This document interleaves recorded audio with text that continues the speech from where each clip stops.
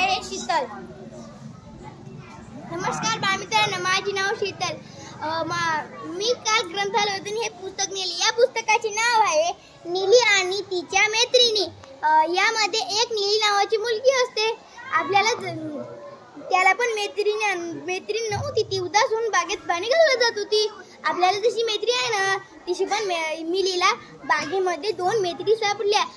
आपल्याला तर अशीच मैत्रीण सापडली, शाळेतली कुठली, पण त्याला आभाळात राहणारी म्हणजेच त्यांना परी सापडल्या मैत्रीण म्हणून। मिली ते दोन परी बागेत बेहोश पडलेल्या होत्या। नंतर मिली त्याला पाहिली आणि मिलीने त्यांची मदत केली। मी यातून शिकले की आपण आपले मित्र जर संकटात असेल किंवा त्यांच्याकडे वही पेन नसेल, आपण त्याची मदत केली पाहिजे।